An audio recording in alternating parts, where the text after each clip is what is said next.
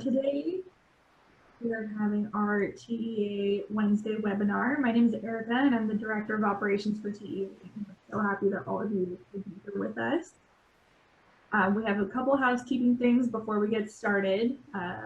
Please go ahead and edit your name that reads along the bottom of your screen to first name and last name and company, or like I said before, your favorite color, or what type of member you are, your location, whatever you like, so that we'd be able to get to know each other a little better.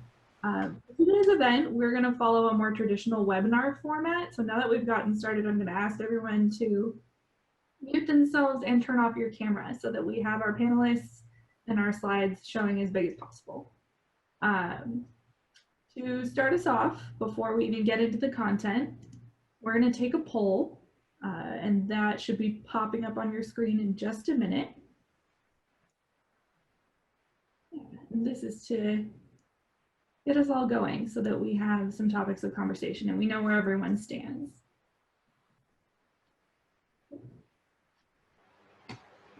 And then while we're finishing that up, I would like to introduce you all to our moderator today, TEA's International Board Vice President, Clara Rice of JRA.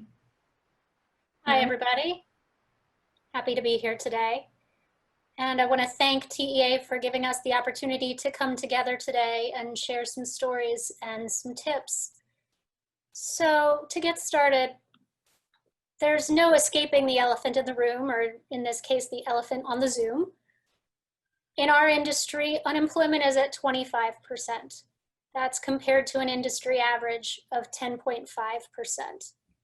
For those who are employed, the outlook is not that much brighter. According to a recent Gallup poll, only 35% of those currently with a job feel engaged in their job, which means that 65% don't. We're scared and stressed for our families, our colleagues, and ourselves. For those of us in our 30s and up, unemployment setbacks are often compounded by household and personal responsibilities. Many of us are caregivers to our children, to our parents, and in some cases, both. COVID-19 has forced many of us to not only be full-time employees or job seekers, but also full-time teachers, tutors, nannies, nurses, and in my case with 2 toddlers, entertainers. Those even further along in their careers might be worried about ageism as they re-enter the job market, or be stressed about their nest egg as the market fluctuates with every headline. But as we saw post 9/11 and after the 2008 recession, on the other side of crisis can be opportunity. On the other side of uncertainty can be discovery. And on the other side of stagnation can be hope and growth. Whether you're laid off, furloughed, or simply seeking change, by offering you ways to understand your strengths, unleash your creativity, and unlock your potential, we want to help you write the next chapter in your career story.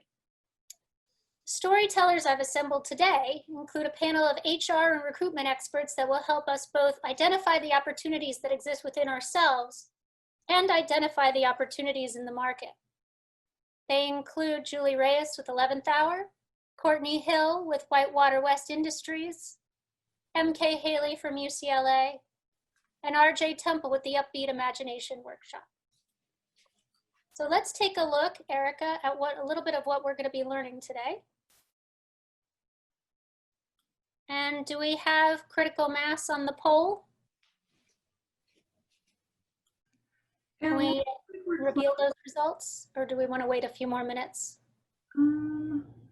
Let's see, let's give people another 10 seconds. Anyone who wants to take the poll. Also, be sure to use the hashtag TEA Digital if you are live tweeting during this presentation. Thank you.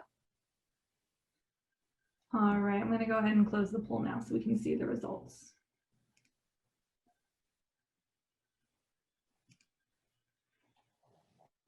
It looks like currently employed but certain about the future and actively job searching are pretty much even.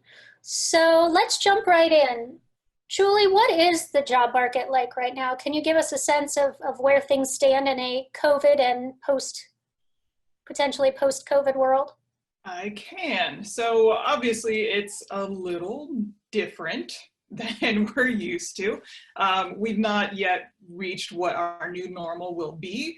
But I think probably the first thing that's important to point out to everybody, regardless of why you're here or what you answered in the poll, is that we're all in this together. You are not alone. I know that this can feel incredibly isolating. You know, we're literally isolated in our houses, and is everybody working but me, and all of this sort of feeling. It can be incredibly overwhelming. So I think it's important to point out that there is no shame in this status. You did not personally do anything to warrant this situation. So what that means in terms of, you know, we're all in this together, the flip side of that is being that there's a lot of competition for the job market as it moves forward. So the three areas that we're really seeing a lot of movement in the industry are those projects that are outside of the US, that are a little bit further along than we are virus-wise. So they've established a little bit safer protocols, so they're ready to move with larger capital projects. We're also seeing those projects that are domestic here in the US that were maybe not set to open until 2022, where hitting pause on construction or finalizing their design phases was not going to interrupt the final product too much. And then those here, the third point here in the US, those that are ready to open, like they're on the verge of it, they're kind of waiting for things to thaw, and now they're moving into operational phase. So those are the three areas that we're seeing people actually moving. Everyone else kind of cratered in between, you know, had a big project that you were set to open 2021. It was just awkward enough timing that it wasn't working for people. So what we're seeing moving forward when people are bringing on talent is they are being a little conservative. They're not always signing up for full-time staff members right away. They want to make sure that every hour is billable to a project, to a client.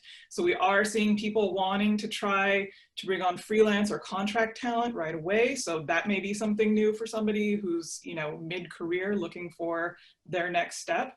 And that kind of element, what that means for job seekers is that you really have to understand what that market looks like, that you're maybe not going right back into the same situation and the same kind of market and the same type of role that you were before. And that means you need to treat your job search like its own job. It has to take your attention as much as possible. That means that, you know, you're starting with your resume, no matter what, you're gonna need one. That, you know, you have to really look at yourself and assess what you've got. And Courtney and RJ will get into this much deeper later on, but I kind of liken it to baking, you know, like we're all in quarantine. We've made the banana bread, we've made the sourdough. You look at your raw ingredients, what can you do with those? You may not be jumping into the exact same thing you were before. And understand that, again, yes, we're all in this together. We have a lot of competition. You're competing with everyone. So you need to listen to Courtney and RJ, listen to those assessments, do what you need to do to get yourself well presented, because you are competing with everyone. So you can't give someone an opportunity to discount you for your new job. We're all in this together. We have a lot of information here to tell you, but there are things that are moving, and there's a lot of things that you can do to be proactive and be part of this movement, however it turns out, whatever that new normal is. Are you seeing that your clients are a little bit more accepting of remote work, since that's the only digital space? I mean, it seems now that we're in kind of the age of Zoom, that somebody doesn't have to live down the street to get a job in a nearby area. So it really kind of opens up the candidate pool, particularly for non-traditional candidates, where the excuse is we can't find that particular group of people, so we're just not even going to try. Absolutely. I have, what the majority of my clients are doing right now is, regardless of where they are in the world, they're looking at about a year of saying, we're going to work remotely 6 months to a year. And then in that time, we'll figure it out, whatever those logistics mean, whether that means, hey, we figured out that this can work without you being down the street, or, okay, maybe we relocate you in a year though. And you're right, it does open up a lot of opportunity for, you know, huge candidate pools, because you're looking at people, again, who were maybe inhibited by commute, who had children that they needed to get to school and that conflicted with work schedules, to people who had disabilities and had mobility issues. So you're really widening your talent pools, which is really exciting for both sides, for clients and for candidates, for talent that's looking for a new job. Great. Well, we're going to come back to you with some tips and tricks a little bit later on of how we can take advantage of those opportunities. Now we have a sense of where the job market is and where the opportunities might be.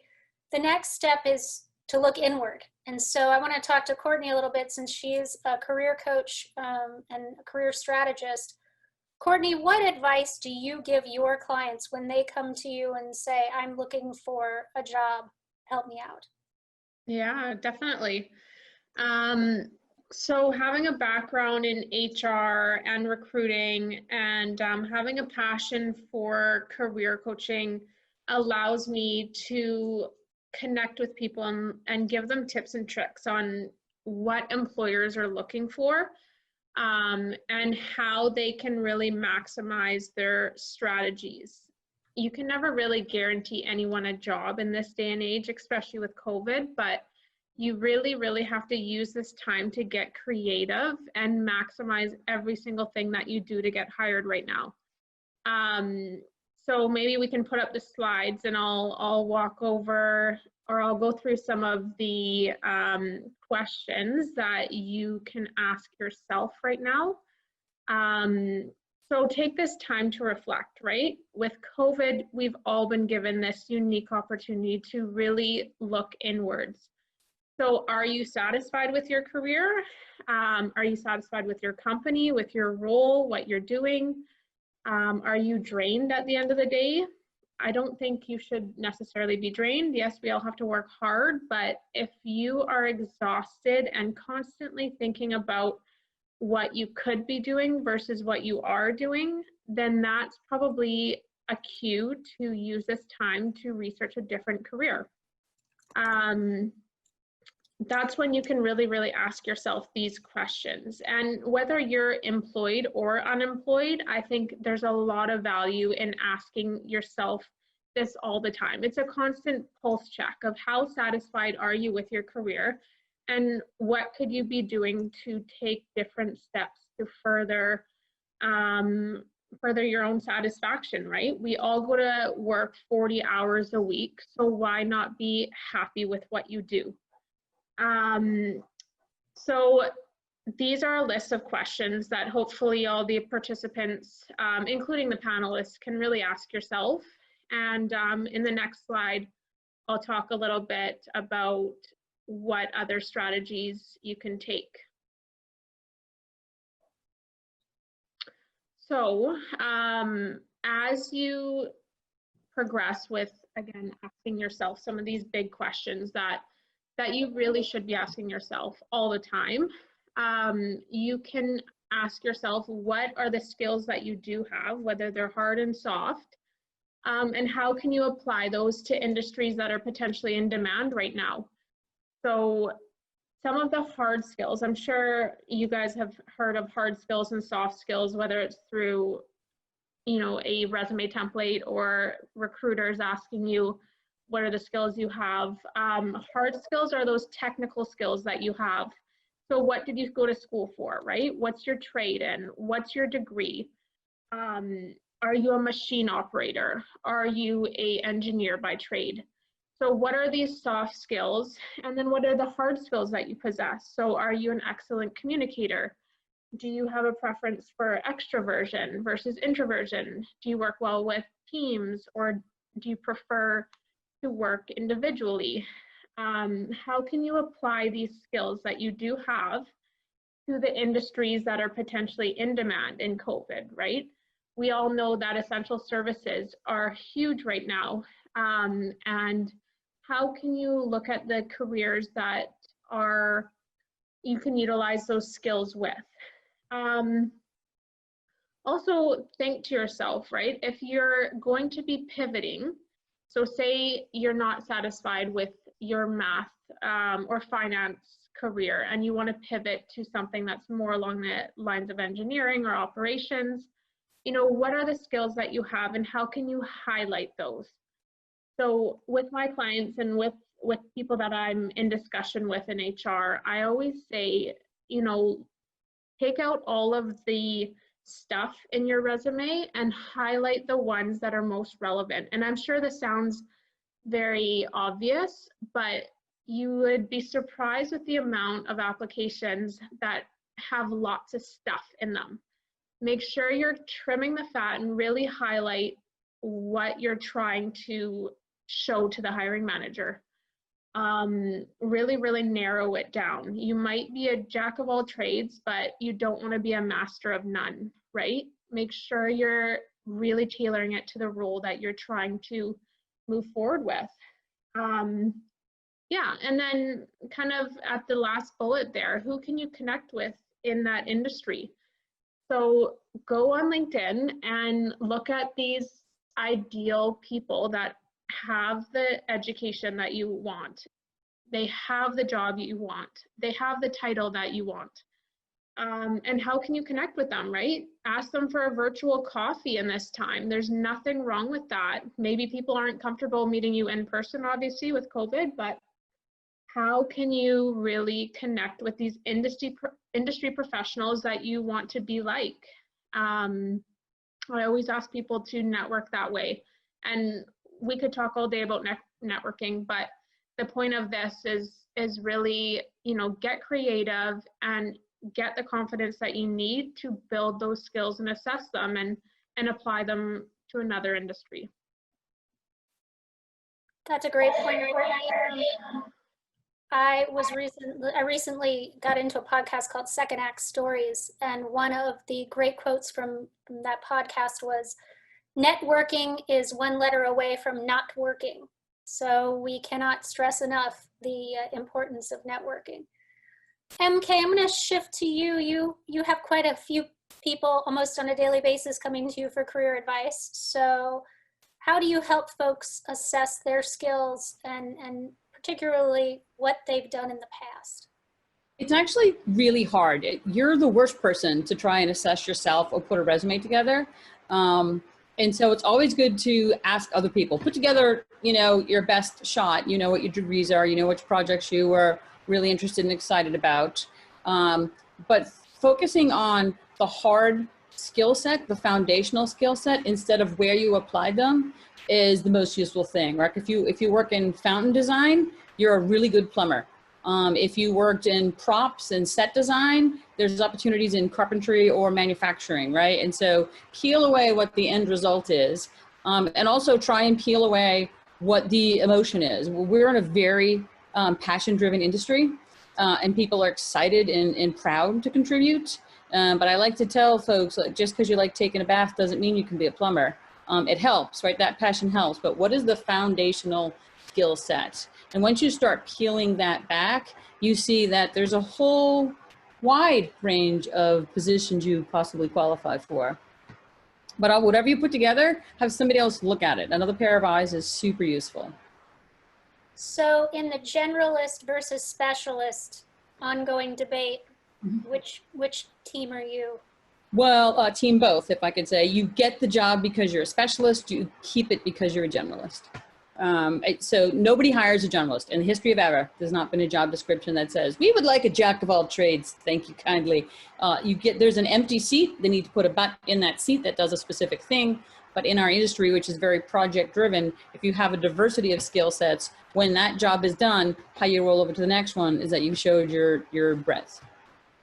Well, we're going to get back to you in a little bit with the nitty gritty, the tips and tricks for the actual getting the resume, finding the job, doing the interview, all of the things.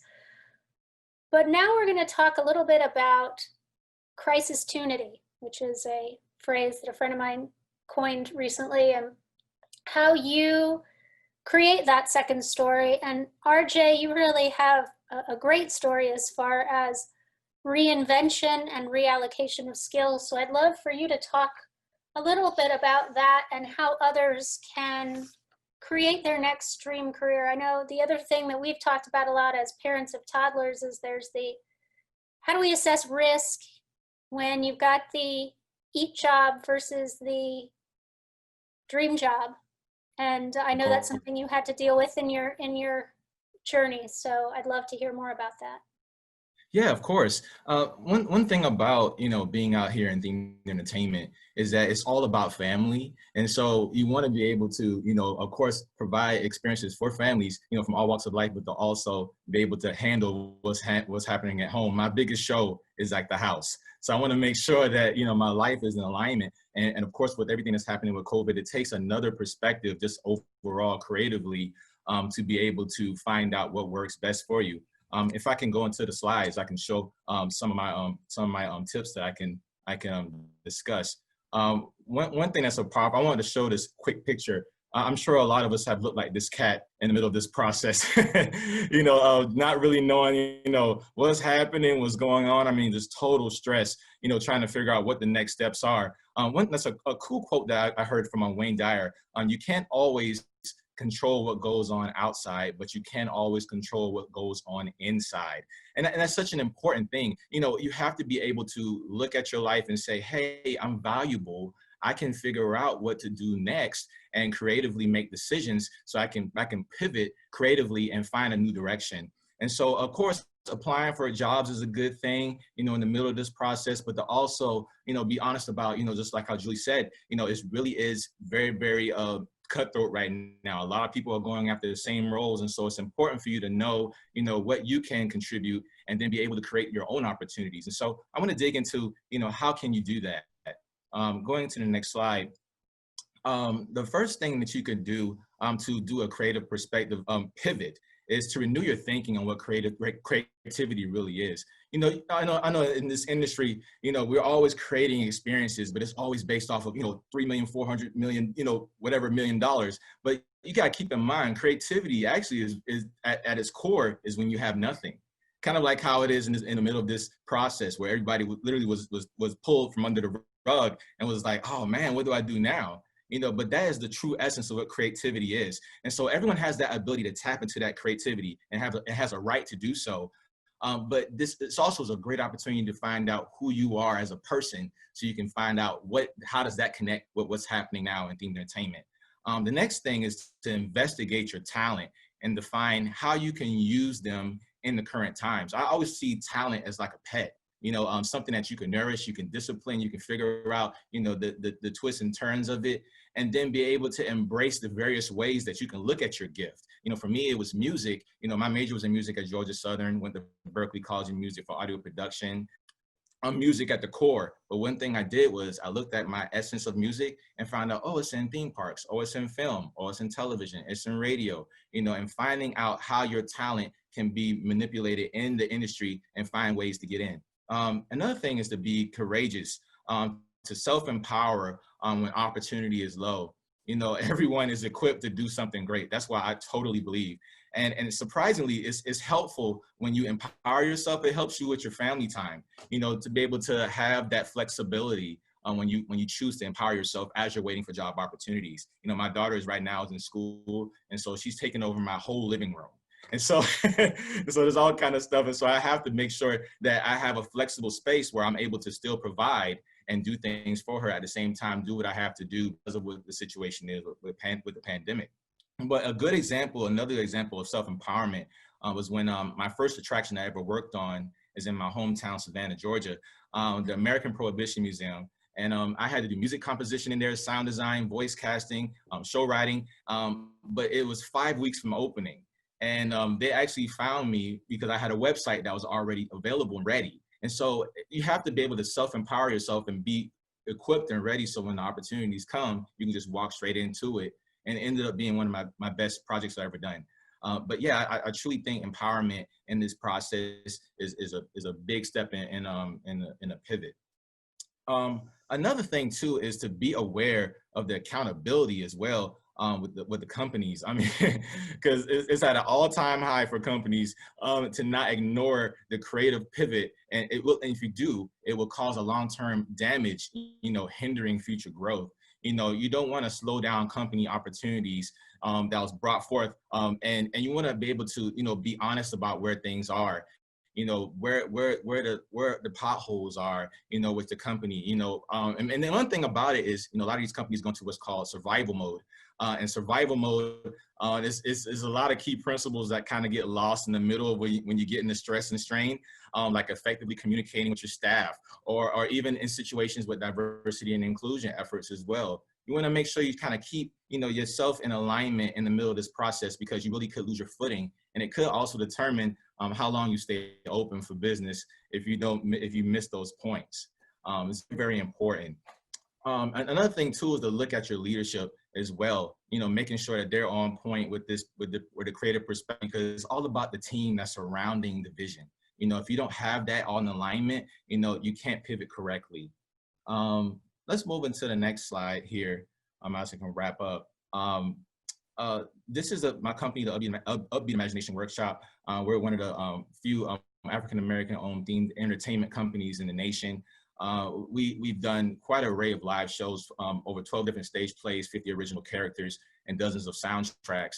And what's cool is that was at our core, doing live shows. But one thing about COVID and about this pandemic, it makes you look back at your ideas. And this is what I highly encourage all of you to do, is to look at those things that you just kind of swept under the rug for a while because you were working on, you know, other companies, you know, projects, and realize, hey, those skill sets, I can apply it to my ideas as I wait. And that's such an important thing that you can do. So this is how you can do it. You can create something cool during a pivot in the final slide. What you have to do is you have to write your vision and believe in it. You know, create something that you would love to work on. And not only that, there's tons of things out there that are tools that are free for you to be able to get started and be able to empower yourself. And it doesn't require a major budget. You can just, I mean, it's literally a suitcase in a dream of a magical place, I've said before. But also develop something that solves a problem. So make sure your vision is very tight, and believe in that thing. And then once you do that, you create a killer team. You know, like I know someone said recently about getting on LinkedIn, being able to, you know, connect with people that can really engage with your ideas. You know, like with TUIW, we have show writers and producers, master planners, 3D artists, programmers, engineers. We have really big ideas that we're doing with our attractions and clients that we're working on. And so it makes the job easier when you have someone that can just connect with what you're doing, and then utilize social media, like I said, as well, and develop original content. That's so huge right now. I know it's really hard to kind of figure out, you know, where things are going with the IPs and all that stuff. It's really great to have that. But, you know, I really encourage a lot of you, you know, to really take that step, that really creative step, and say, hey, let me take these ideas that I've had and let me bring some life into it. Let me take it a step further than I've never done before. And you never realize that you'll actually get, you know, extreme opportunities like you never would have dreamed of. And of course, make your vision accessible to everyone. You know, website is key, you know, social media is key, and let people help you. And so just know that nothing works effectively without a tune-up, and that includes the way that we treat each other and the way we innovate moving forward. Thank you so much, RJ. This is great. No problem. So we've talked about kind of the philosophy. We've talked about self-assessment. We've talked about figuring out a match between our skills and market demand. And we think we have a plan. So now it's time to get into the nitty-gritty of the resume and the job search and the interviewing. And I'm going to come back to you, MK. We've gotten some questions in the chat too, so I'm going to throw those to you. What are your key pieces of advice, both for those starting the process, and then once you found a job that you're interested in, making sure you get that job and take advantage of that opportunity? Well, it's interesting, and specifically about the topic of this particular session, which is pivoting, is a lot of the things we're talking about today are fairly well understood if you're looking for a job in 2020.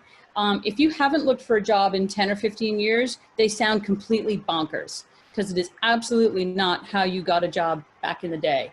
And so that's why we want to make sure that anyone who's looking to pivot their career to another industry or another company, or to stay within the industry, you understand sort of what the new paradigm is. And a lot of it is brand new and a lot of it is the same. You know, the idea of just networking, make sure you're always, you need to be interested and be interesting, you know, connect with people who are doing things that you respect. Your classmates, your peers at work right now, connect with them just so you have a long-term relationship. And there's some very, I call myself the vegetables of the presentation, you know, RJ's the dessert because he's all like puppets and awesome.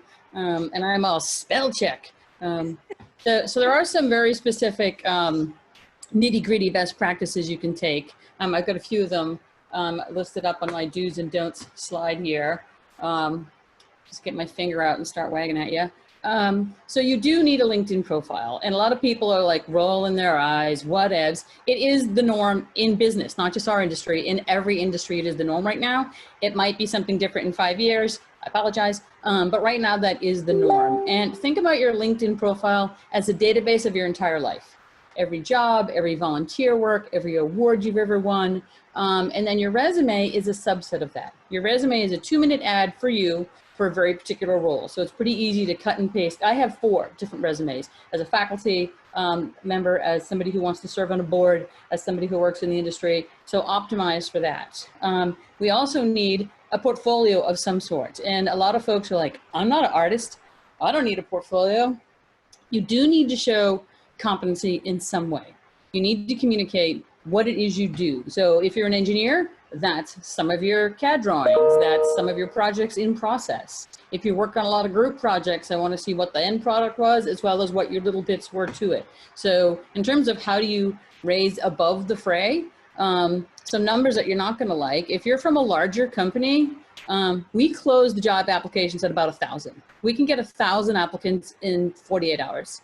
And so that's a large administrative burden for us to manage. And there's also a lot of very qualified people in there. How you raise above the fray is have a solid digital presentation. Like RJ had just mentioned, he got a call, boom, he had a website ready to go. They were able to evaluate his competencies and immediately see how he could fit in. We also have we have a very supportive community. Every single person on this call right here will look at your stuff. They'll give you feedback on your resume. They'll give you feedback on your portfolio. They'll hammer through all the links and make sure it works in Safari and Explorer. So please do take advantage of that. I do have several example portfolios that people have given me permission to share. If you're all like, I'm an engineer, what does that look like? Have a look at this. And don't put everything in your portfolio. We know that if you're in high school, you were probably in grade school. I don't need to see that work. Choose your very best examples. Also in Western civilizations, we read left to right and top to bottom. So simple things like the first link up here better be your best work, and the photography you mess around with better be over here. Because if somebody has to click through all this before they get to the good stuff, they may never get there. So think about what your digital, and if you're not a web designer, pay somebody to do it, right? There's no expectation that you know how to do this if it's not what you do. And then there's the bots. So for a lot of places, but certainly not all, there is a robot or a scanning system that does a first pass on your submitted content. Don't be scared of that. You can optimize for that. All that's doing is looking to make keyword matches. If they're looking for somebody with expertise in SolidWorks and you say CAD CAM, it will not match. If you are a bungee jumping ballerina and they need acrobatic dancers, you know, it'll never match. So do yourself a favor by matching those words. I've recently started seeing resumes with infographics or the logo for software instead of the word. It's certainly visually appealing, but the robot isn't going to understand what that picture is. So just understand how the process works so you can optimize for that. And then do leverage your core competencies. As we talked about, there's a wide array of industries and opportunities for the skill set you have. Somebody had earlier talked about the nature of our business, which is, you know, looking for a new job every 4 years. Correct. That's the industry you chose. Theater students and film students absolutely get that. And then people who are in that industry for their entire life get that. Themed entertainment is weird because, you know, we're bringing in accountants and engineers for whom they're friends. That's not the reality. You know, you can start work at Lockheed Martin and retire from there. In our industry, you do rotate, and that brings fresh talent. It rotates around. But if that's something that you're not comfortable with, there really is no other option in our industry. We're a project-based industry. Our projects run longer than theater, right? They're 2, 3 to 5 years long. but you do need to always be prepared to make whatever that next move might be. I've been in my role for a very long time. I've had 19 bosses in 27 years. So I have absolutely rotated, just so happens to be at the same place, but it is always moving from one project to the next. Julie can talk a little bit about more about the bots, ATS, which is the applicant tracking system. It's not meant to be scary or terrible or mean. It's just meant to help manage the process, and so that it's much easier to communicate with you and also communicate about you. You know, if we get a great application in from somebody who's not perfect for the role that's in front of us right now, I can easily hand them over to another team for who they are perfect for. So Alex Bornak just asked keywords. Literally the keywords in the job description, Alec. I'm gonna actually open you and see what the heck you asked. While you're doing that, I just want to add one thing. If you are the person that asked about jumping from job to job in 1 year, 4 years, and longevity, if you are looking for more longevity, set your sights maybe not on the big companies that have thousands of people, but set your sights on smaller companies that maybe aren't in Orlando or Los Angeles. I can tell you that I've been at JRA for almost 13 years, and I am one of the junior members of staff. We average over 20 years at my company, and the same is true of a lot of our competitors, particularly those who aren't in major markets. So it may mean not being in the glamorous big city, but if you want longevity and you want to move through your career at the same place, consider companies that are 20 people, 50 people as an option instead of thousands of people. And the TEA has a really great directory for that. If you go to the TEA Connect website, you can download an industry directory. So some really good, more focused questions here. Absolutely do not fill your resume with white words on white background. That actually looks completely disingenuous. It literally looks like you're lying. Looks like you're trying to trick the bot. If you don't have the experience that the job is asking for, why are you applying to it? You know, you need to really align yourself with the role. One of the things that we are going to share with you is a Google Doc that we have. I'll put it in the chat right now. All of our contact information is in there. Somebody just asked, how can I see portfolios of engineers?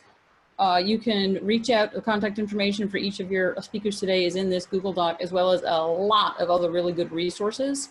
And reach out to us and ask. And we can say, oh, here's one I can share with you. I don't have that answer. RJ has that answer, or somebody outside of my network has that answer.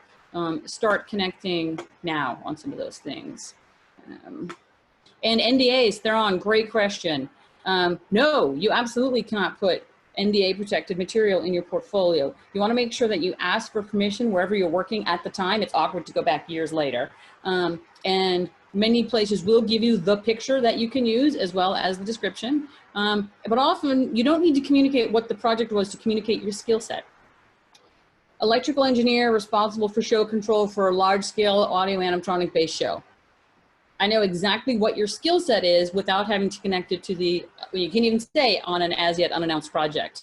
I know exactly what value you can add to my company without you spilling the beans on any NDA project. And again, that's the norm in our industry. That is not unusual. Everybody understands that. And that's also not an us industry issue. That's a Google requirement, right? No engineer at Google can show examples of their code to their next employer. Okay, there was a question about how do you explain long-ish unemployment gaps on your resume?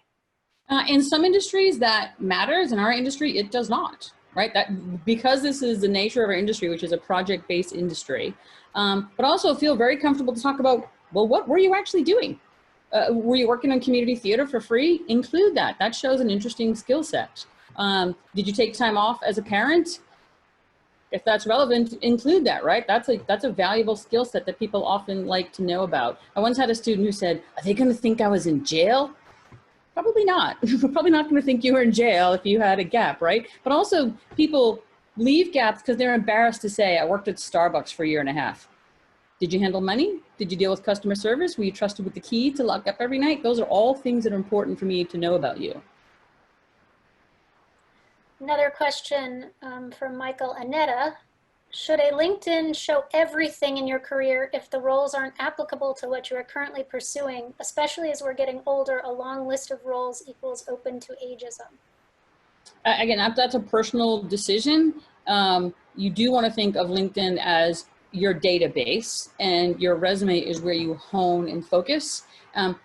That might not mean I need to know you were an Eagle Scout 45 years ago. But if you think there's any value in communicating that, you know, especially some of the volunteer work that folks do early in their career, I personally find really valuable that that's how you chose to spend your time.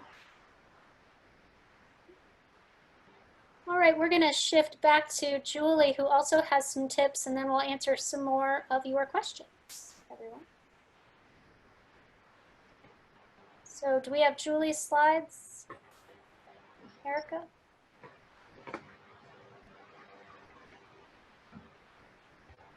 Okay, so continuing on with the kind of nitty gritty. So number one, make your resume specific to you. Again, we're all in this together.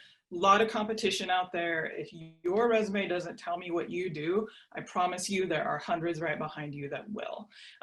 So like MK said, it's very hard to be objective about your own work. We tend to think more task oriented. You know, we think about what we do, like what we go in and do every day, but your resume really has to tell me everything that you bring to the table. Again, raw ingredients, flour, sugar, water, but we're baking a different cake. Tell me what's in your cake. Tell me what you do specifically. It should tell me what you've done, who you've done it for, what were the results. You know, you want to avoid kind of glossing over with various things and several, and I did all of this. I want to know what you specifically contributed, because I should be able to look at your resume as someone who didn't work at your company with you and know, oh, that's what she did. I want her to do that for my team, my project, my clients. And your resume has to convey that. So yes, you will need several sets of eyes on it. Somebody, again, who hasn't worked with you yet should be able to look at this and see what that is. And you know, when we're talking about specificity, it's the difference between saying, I worked on several projects simultaneously versus I worked on up to 4 different projects on 2 different continents in varying modes of production with budgets ranging from 500K to 4.5 million. That's way more interesting than I worked on a bunch of things. So, you know, find these ways to be specific about yourself. Do talk about projects that you've worked on. Yes, we're all bound by NDAs. You're never going to not encounter that. What you do is you have to be vaguely specific. So instead of saying theme park, China, that doesn't tell me anything, but you can say, maybe I worked on a land development with a fantasy themed IP that included a dark ride and a live show. Like, okay, you're telling me a little bit more, I understand, because we're looking for context. Any hiring manager wants to see that context. How would you fit in? Do you understand what we're doing?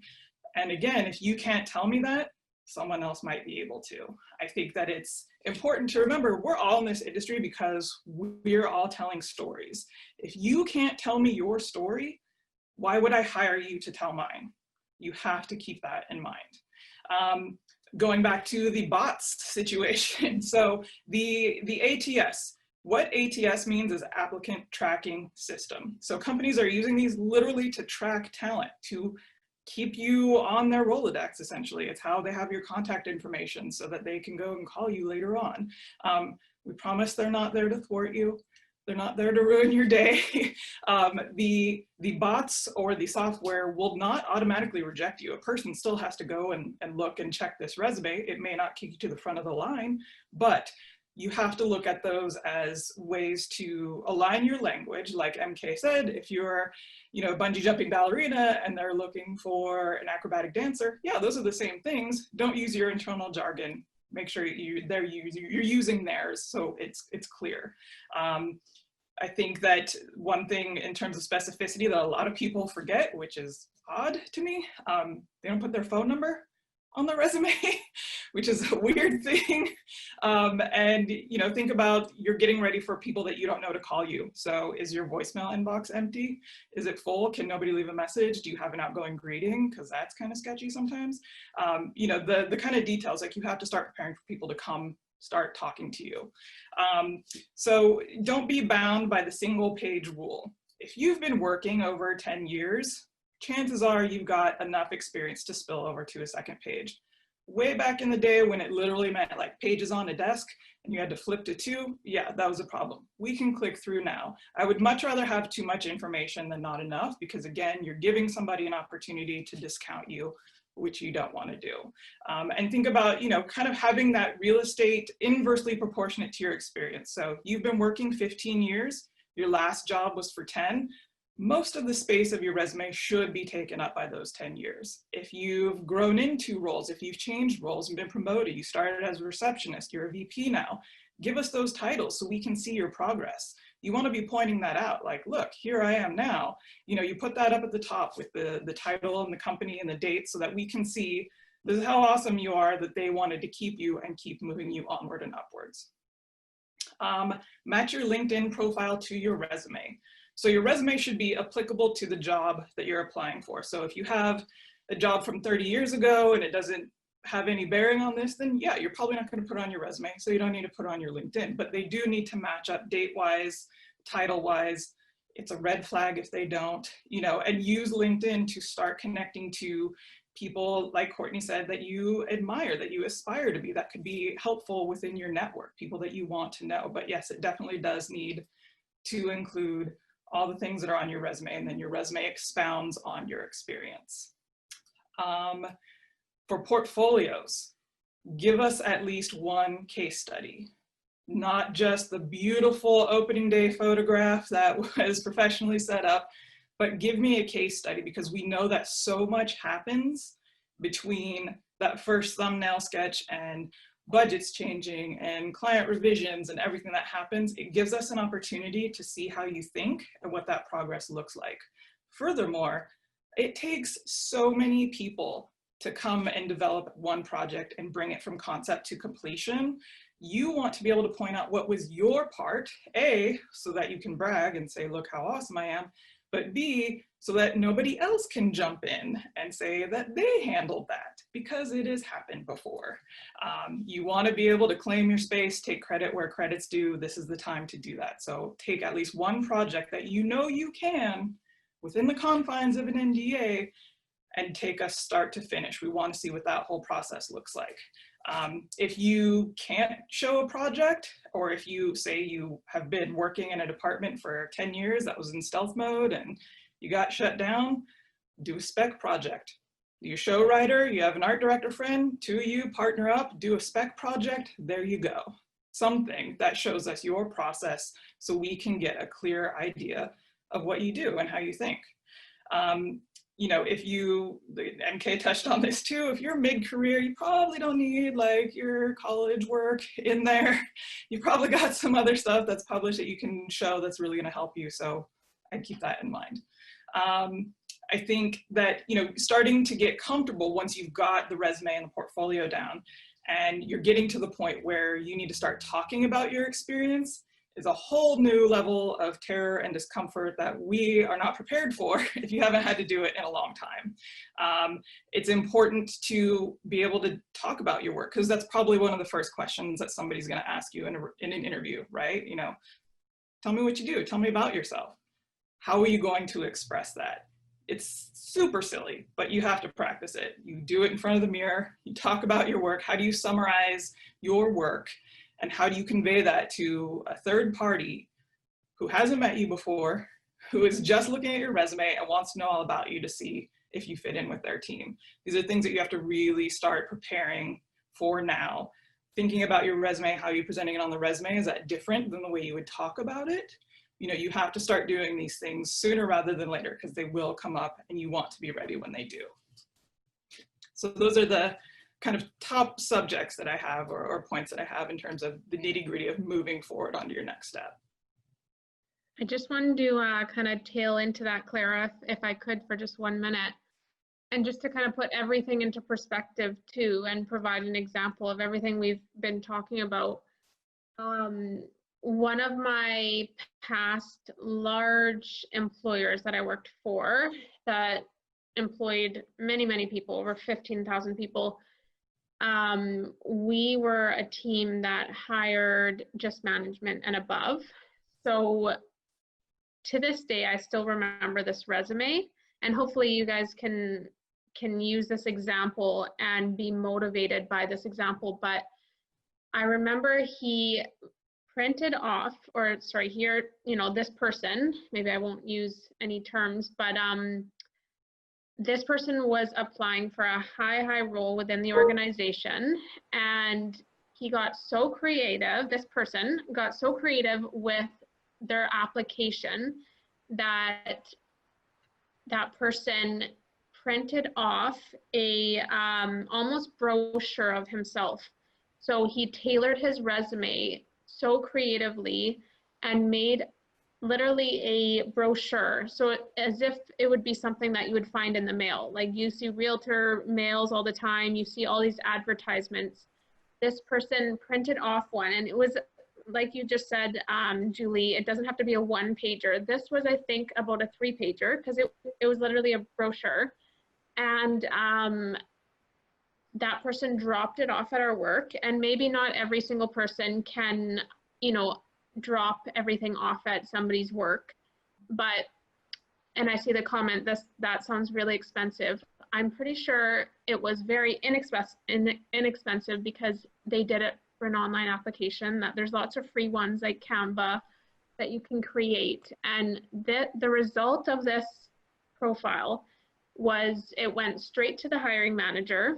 That person then was interviewed within the next 2 weeks. That person right after that was interviewed again within the next 2 weeks. They then had a interview with the CEO and eventually was offered the job. So when it comes to the A, B, and C piles of recruiting, which we all, you know, sometimes HR professionals use the terms A, B, and C. So B and C, you know, B is kind of the mediocre pile, C is the no pile, and the A pile is, yes, we're gonna, you know, we're gonna pursue this person. They are highly qualified for the role, or they look really, really good. So how can you guys on this call be creative that it, you know, could still pass the bots and do still have ATS words and keywords, but stand out and really land in that A pile? That is like the key driver for everything we're saying, is how can you get to that A pile?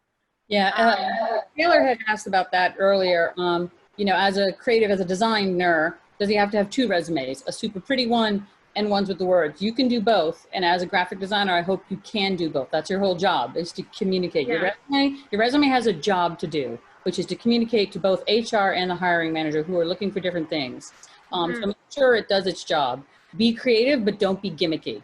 A scented lavender butterflies, like that's, I've seen it, but that doesn't really help necessarily if that's not showing a core competency of yours. Also be sure and submit it in whatever the hiring company asks for. If they want a PDF, send a PDF.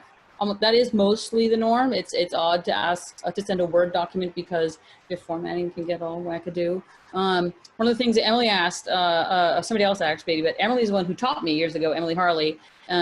Writing is the only part of our industry that as a rule does not show all their work. They really keep a lot of it close to the chest. But there are ways to showcase your work. Do an abstract. Grace Parada, who's also on the call here, she just finished her portfolio. It is gorgeous as a show writer. It's beautifully managed so that I know exactly what she did without giving away the farm if that's IP she wants to keep close to herself. So ask show writers. That's a really good thing about LinkedIn. Connect with show writers from across industries, from theater, television, theme, entertainment. Ask what their portfolios, what sort of work they share, and work off of that model. But that is really the only slice of our industry where they don't put all of the work that is their own out there. Somebody else had asked about, is there going to be an issue if you take a job in a tangential industry, not themed entertainment specifically, but maybe themed entertainment close. For 3,000 years, humans have been doing themed entertainment. The vast majority of this industry came from other places, came from the military, came from Detroit, came from theater. So it is all about your core skill set and how do you tell a story with that core skill set. So absolutely do not be worried if you're coming from another industry or if you're going to go into another industry for 2 or 3 years. Just really focus on the skill set. because that's what everybody is looking at. Some really great questions coming in here. I have one for you guys, actually. So moving forward, you've gotten past the bots. You have an opportunity to have a Zoom interview with your hiring manager. What specifically do our folks need to know about Zoom interviewing? And also, how do they assess when you're not going into the space, when you're not meeting more than just the hiring manager? How does somebody assess from just a Zoom interview whether they want to work at a place, whether the place is right for them? Good question. So I think for a Zoom interview, you would treat it just like an in-person. You show up, you're polished, you're presentable. You know, you don't have a beer sign flashing behind you unless it's for a beer company.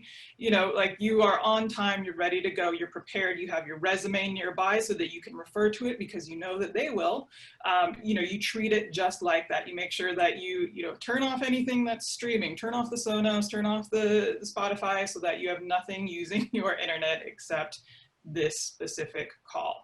And you really have to treat it just like an in-person and acknowledge that, yeah, stuff happens. I've done interviews where people had a child just run through and hand them a GI Joe and then run out. Like that's the world we live in. We're all in this together. Okay, we know it happens.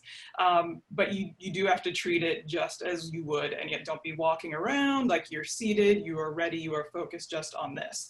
And part of being ready means having questions for the company. You're interviewing them as much as they are you. You have to make sure that this is the right fit for you and that it's going to keep you going. So, you know, ask them about how they're handling this process. Ask them about what are the biggest challenges that they've found with, you know, moving to a remote situation, how they dealt with it, what are their plans, you know, 6 months, 9 months from now in order to accommodate that. That will tell you what they had in place, how prepared they were, and how they dealt with their teams and their employees in this situation, how they're moving forward. But regardless of, you know, pandemic, no pandemic, you need to have questions ready about the team, about the job itself, about the company, because you need to get to know them too. So in the past 48 hours, I've been on 2 calls. One was with 5 people from a company to talk about how to break into that industry. And they were doing it from offices and such. And they all had cocktails and 2 had their feet up on the desk.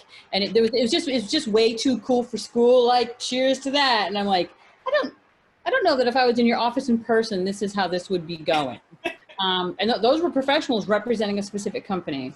And then the next day I was looking at a bunch of student projects, which were amazing, by the way. And so there may be 4 or 5 people on the team. And as one person was presenting, another was sneaking frozen ice cream chocolate covered nuggets in her mouth. I'm like, we can all see you. Do you need your snack right now? And again, like, just ask yourself, if you were in a conference room presenting a project to a group of executives, would you be sneaking Cheetos? Exactly. If you feel as if you would, go for it. Greg, Arndt here asked a really good question. Is there a preference in the resume between chronological versus functional? So not an industry preference, but again, keeping in mind that we read top to bottom, left to right, the things that are most relevant to your near-term goal goes to the top. The minute you graduate school, that's probably your degree, right? But then later in life, that's less important. So for many people, that is just randomly happens to be chronological. But if it's not, then you put the work experience in order of what best supports what your primary goal is. And should it be a Word doc or a PDF, Sarah Jane asked, for a bot perspective? The company will tell you it's almost always PDF, but the application process will tell you what they're looking for. Yeah, too image heavy though will not show up in any ATS. It'll get all jumbly. So like MK said, if you've got software logos and it's highly designed, it may not fare you well in their software at all. Mm-hmm. And you also want to just be aware of on 1 page or 2 pages, it's not a lot of real estate to talk about yourself. Strip out all the words that aren't useful. They're called self-evaluative words. There's a really great article that CNN wrote a few years ago called 25 Words That Hurt Your Resume. And they are hardworking, people, person, creative, productive, results driven. Like, those are flowery vagaries. What I really like about that article is that it tells you what to replace it with. You know, as everyone here has had specifics. You know, reorganized the accounting process and aligned operations and workplace incidences went down to 0, something like as specific as possible. There's a lot of really great tools out there. I'm sending our Google Doc again to you. In this Google Doc, the first tab is some resources. If anyone has more, just send them to me and I'll add them. This document is not editable. But if you want to send them directly to me or anyone here, we can add them. And then also the second tab is our contact information. You can link in with all of us, follow up. You can even link in and say, I'm not interested in you, MK, but I'm interested in this guy you know. That is perfectly acceptable. We'll help hook you up however we can. And I just posted the link to the slides. I want to answer Laura's question about how do you, if you're modest, how do you talk yourself up? You give it to a friend like MJ or my friend Carla who don't have that same fear or trepidation, and then they will verbally, kindly talk the modesty out of you and help you come to a balance between being a team player and also being responsible for what you were responsible for.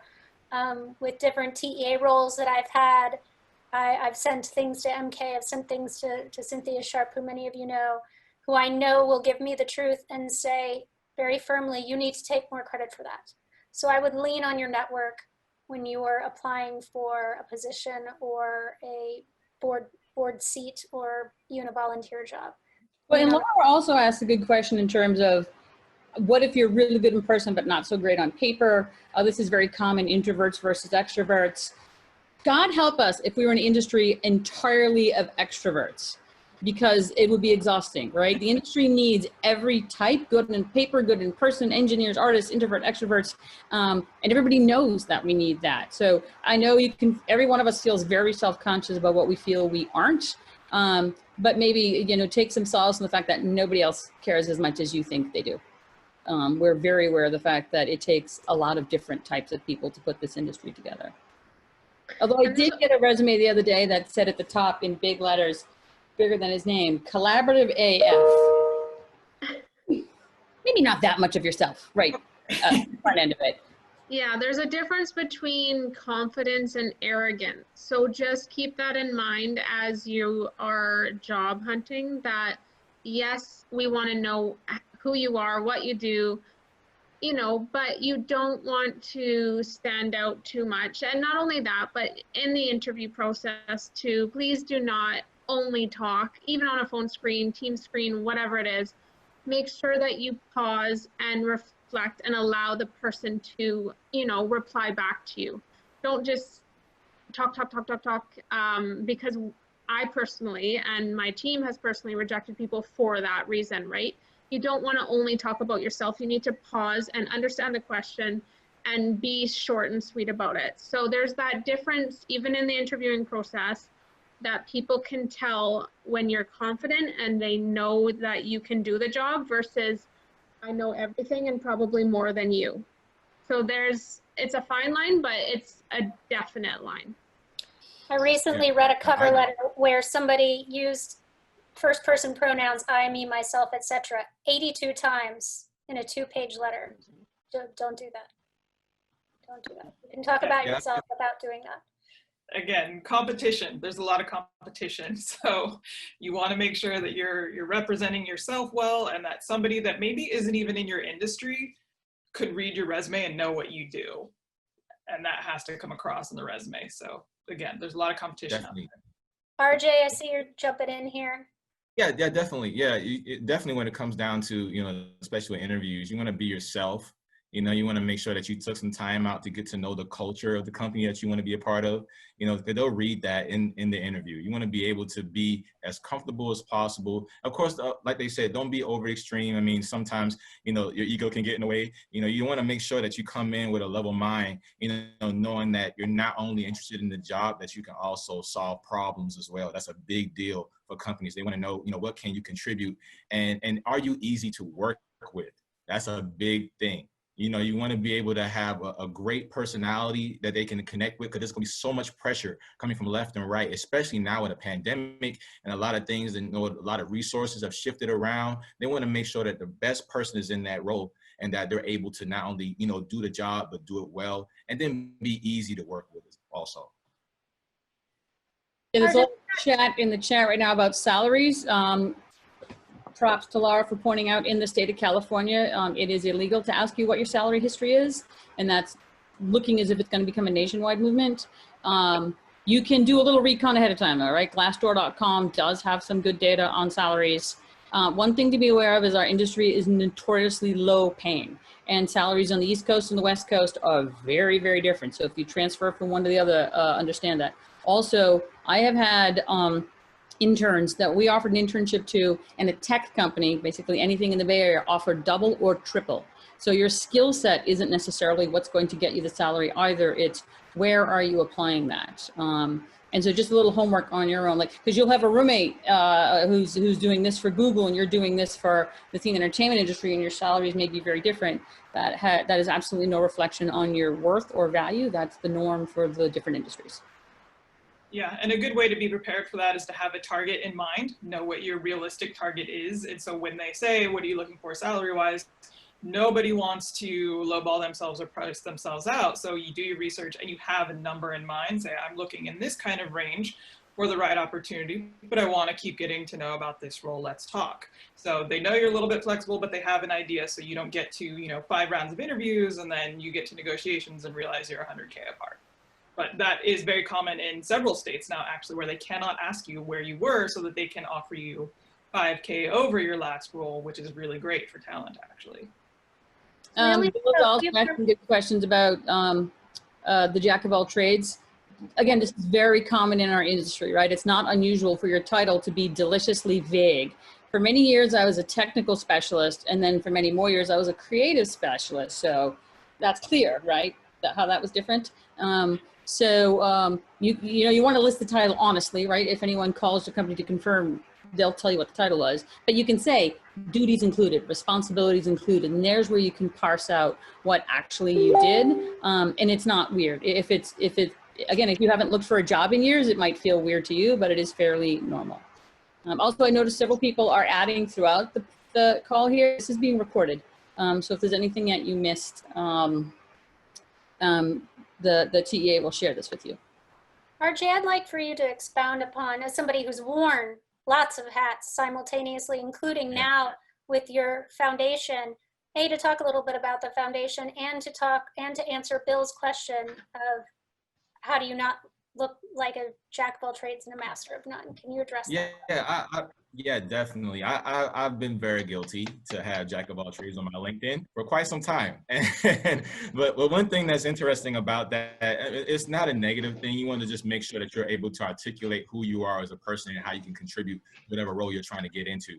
You know, so just make sure that you're not this person where it's just so broad that they don't know what to do with you. You know, really kind of narrow in on your skill sets. It's very important to really, that's like I was saying, investigating that talent so you can know how to articulate that well, especially if you have different backgrounds.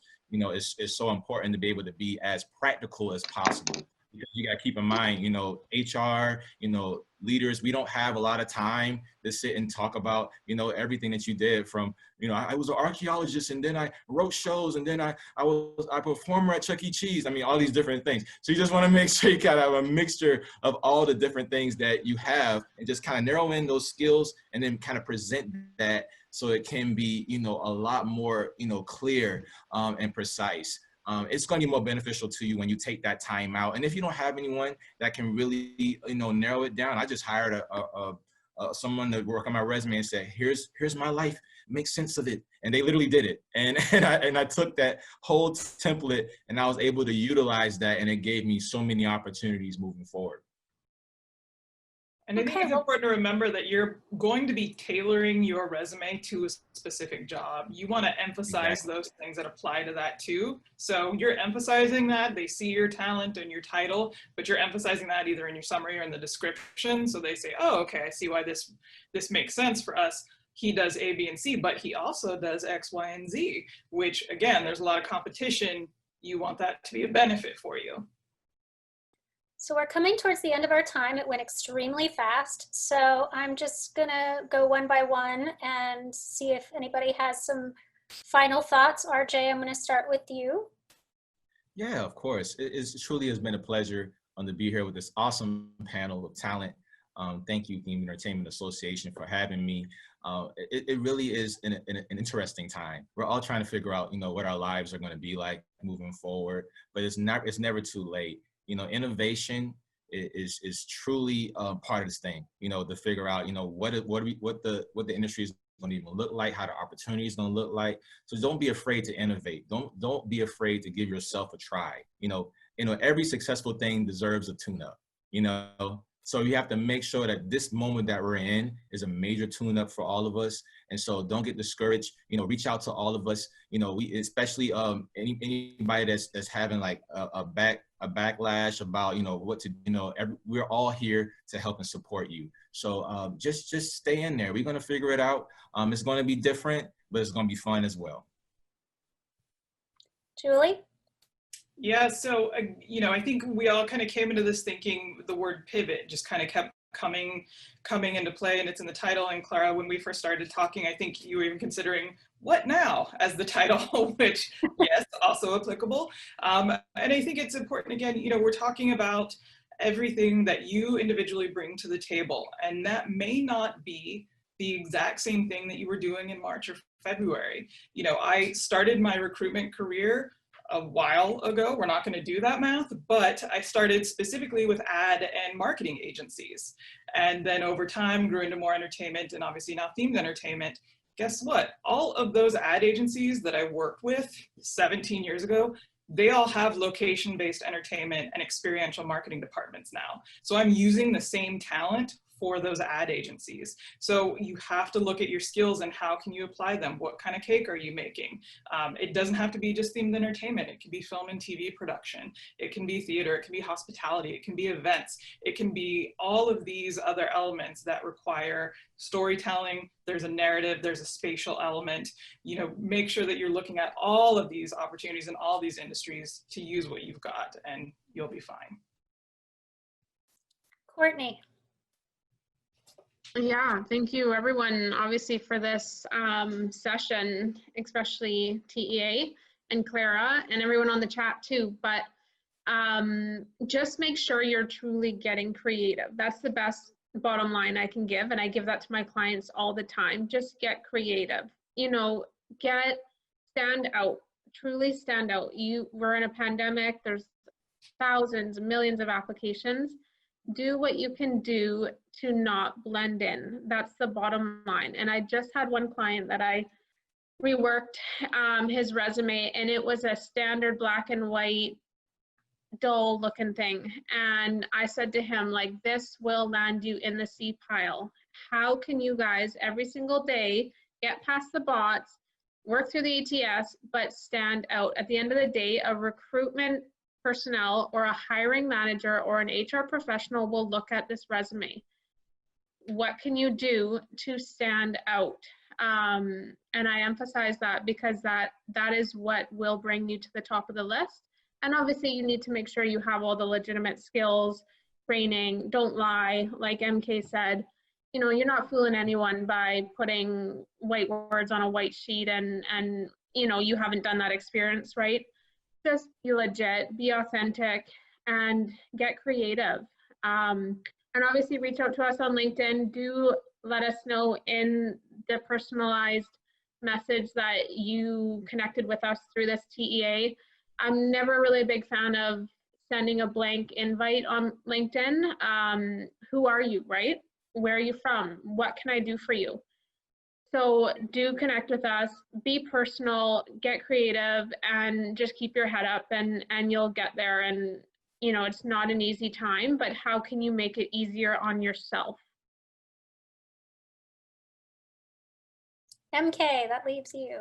Yeah, and this is, when we say it's a very competitive industry, it is. And when we say you need to be creative and stand out, that is correct. But it's not, you don't need to run a parade through my backyard, right? It's little things. It's accumulation of little things. When I do a lecture series, About 1% of the people I lecture to thank me, and I tell them about 1% of you will thank me. I don't need you to thank me. I sleep fine at night if you don't thank me, but understand that that makes you a little bit different, a little bit more professional and responsive than other folks. And as Courtney said, putting a note in LinkedIn, 27 of you have linked me in the past hour. Well done, you. You're a group of doers here. 2 of you included a message, right? And so when I just get a barrage of 27, it's hard to figure out who are you and why. And not that I would say you're not worth my time, right? But just like, I'm interested. The LinkedIn thing says, since you're a person I trust, I would like to connect. Why and how? Being a member of an organization like this, like TEA, showing that you're interested in your chosen field, being a member of any organization, actually, all those are the little teeny things, one by one, that add up to differentiate you. So really just, here's my advice: be polite and be interested in things. So my finger wag to that effect is, if I have an informational interview with you, if I connect you with somebody, if I get you an interview, let me know how it went. I'm invested in you. I want to know how it all turned out. I want to know where you landed. So many times I've helped out folks and never heard from them again. It doesn't need to be effusive thank yous, just, hey, got the job, didn't get the job. It's getting, every day I'm seeing more and more jobs posted. So yes, we are going through some really tough times right now, but I'm hopeful that the more jobs that I see on LinkedIn and on the TEA job board that are popping up, the change is coming. I want to close by saying that my mother's advice to me, that she tells me all the time, is success in life is the ability to cope with plan B. Now, I always thought that was the best piece of advice ever until now. I want to change a little bit to say that I think success in life is the ability to thrive with plan B. And I hope that through this discussion, the 5 of us have given you the tools that you need to thrive with plan B, and that B stands for better, brighter, and best in the days ahead. So with that, we are going to look at your questions in the chat, get together and try to answer as many of them as we can in a post-session write-up. So be on the look for that. And thank you so much for your time today, everybody. We really appreciate it, and best of luck to you. Thank you, everyone. Thank you, everybody. Thank you. Thank you.